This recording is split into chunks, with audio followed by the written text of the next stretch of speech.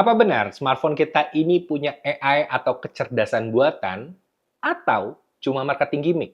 Hai, I'm Wisnu Kumoro and welcome back to my video. Dan di video kali ini saya pengen bahas sedikit aja tentang apakah AI di smartphone itu beneran kecerdasan buatan atau cuma marketing gimmick aja biar laku di pasaran. Pertama, kita perlu misahin dulu antara AI yang sebenarnya dengan AI secara marketing. Karena ternyata itu berbeda. Di smartphone, yang disebut AI kebanyakan adalah implementasi dari machine learning. Apa itu machine learning? Itu adalah sebuah subset dari AI yang mengolah data dan membuat prediksi berdasarkan pola yang sudah dilatih sebelumnya. Contohnya di Google Pixel. Google mengklaim AI mereka bisa membuat foto malam hari terlihat lebih terang dan tajam. Teknologi ini disebut night sight. Sebenarnya, ini bukan magic, tapi ini adalah hasil dari algoritma yang dilatih untuk memahami pattern noise reduction dan image enhancement berdasarkan ribuan gambar yang di-feed ke model mereka. Jadi AI di sini bukan berarti kamera smartphone bisa berpikir sendiri, melainkan algoritmanya telah dilatih oleh Google agar bisa memproses gambar lebih optimal berdasarkan ribuan bahkan mungkin jutaan gambar yang ada di model mereka. Contoh berikutnya adalah fitur Magic Eraser di Google Pixel atau Photo Remaster di Samsung Galaxy yang bisa menghilangkan objek yang tidak diinginkan atau memperbaiki foto yang buram. Pada dasarnya, ini menggunakan model machine learning yang sudah dilatih dengan banyak data gambar untuk mengenali pola visual dan membuat tebakan cerdas tentang apa yang seharusnya ada di tempat yang objeknya dihapus. Model ini menggunakan Convolutional Neural Networks atau CNN dan in-painting techniques, di mana bagian yang hilang diisi dengan tekstur atau pola yang sesuai berdasarkan data sekitarnya. Dan secara perlahan, model machine learning ini pun akhirnya mulai ditempelkan dengan AI yang sesungguhnya, meskipun kadarnya hanya sedikit, misalkan hanya pemilihan model dan lain-lain. Contohnya kayak di Oppo atau Xiaomi, bagaimana cara meningkatkan resolusi gambar dari tadi buram, super resolution jadinya. Nah, itu menggunakan teknik tersendiri, menggunakan super resolution models, supaya AI bisa mendeteksi, oh kalau gambar yang ini detailnya kurang, akhirnya perlu ditambahkan detail. Nah, fitur ini menggunakan model Super Resolution Convolutional Neural Network atau SRCNN, di mana AI memprediksi piksel yang hilang untuk membuat gambar terlihat lebih tajam. Dan di Apple pun begitu, mereka menggunakan Neural Engine di iPhone untuk mendeteksi wajah pengguna, terutama pada foto-foto mereka. Kemudian Samsung dan Google mulai mengintegrasikan fitur text-to-image generation di beberapa smartphone flagship terbaru mereka. Misalkan kamu bisa mengetik matahari terbenam di pantai dan AI akan membuat gambar dari deskripsi tersebut. Dan fitur ini menggunakan model berbasis diffusion model, seperti yang digunakan oleh Stable Diffusion atau DALL-E. Namun karena keterbatasan hardware di smartphone, biasanya mereka menggunakan versi yang dioptimalkan dengan model yang lebih ringan. Lalu pertanyaannya, kalau gitu berarti smartphone kita benar-benar menggunakan artificial intelligence dong, AI? Jawabannya ya bisa iya, bisa tidak. Itu semua tergantung bagaimana kita mendefinisikan si AI itu. Kalau dalam arti definisi menggunakan model misalkan kayak GAN, CNN, kemudian tadi Super Resolution CNN, atau mungkin model yang lain gitu ya. Nah, itu memang iya berarti jawabannya.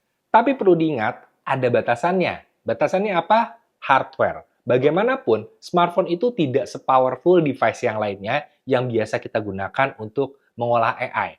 Ya, jadi untuk mengolah artificial intelligence biasanya kita menggunakan device yang lebih powerful. Sedangkan smartphone belum se-powerful itu. Jadi ada batasannya, ada limitasinya, sehingga AI itu dibikin versi lebih light, lebih compact, lebih sesuai kebutuhan aja, dan disisipkan menjadi sebuah fitur di smartphone.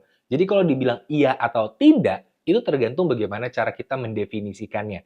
Karena misalkan Stable Diffusion itu akan lebih powerful kalau dilakukan di laptop ketimbang di smartphone, tentu saja. Image generation juga hal yang sama. Itu akan lebih powerful kalau dilakukan di laptop dibandingkan di smartphone. Jadi, ya, ini bisa melakukannya, tapi versi light-nya, versi ringannya.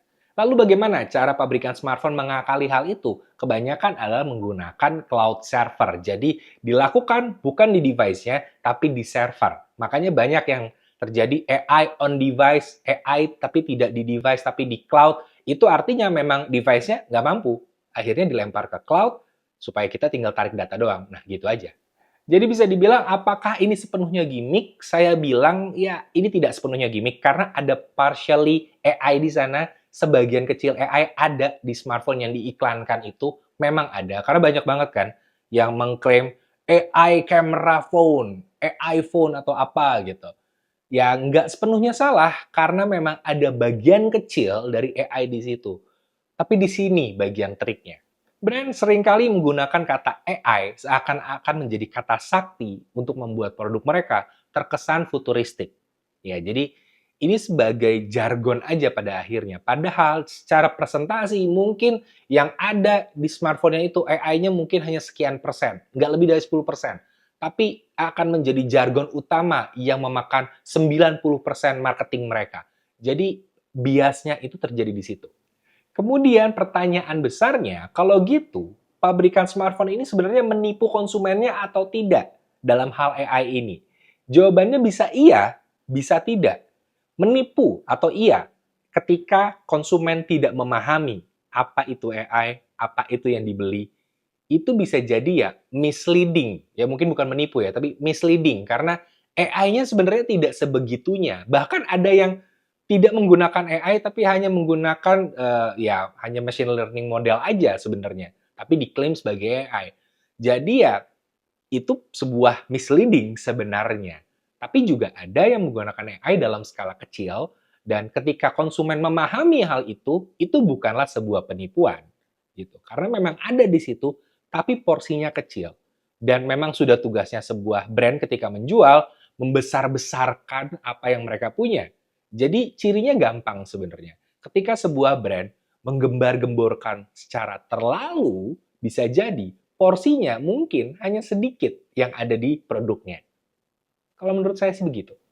Jadi kesimpulannya AI di smartphone itu bukanlah AI yang memiliki kecerdasan buatan bisa berpikir sendiri seperti selayaknya kayak robot Sophia atau hal-hal lain yang super canggih, bukan. Tapi ini adalah algoritma yang sudah dilatih sebelumnya dan kemudian dibantu untuk melakukan prediction ya secara skala kecil-kecilan. Kalau menurut saya seperti itu. Jadi jangan kemakan langsung ngelihat brosur ada tulisan AI phone, wah langsung oh, ini pintar banget di smartphone. Belum tentu.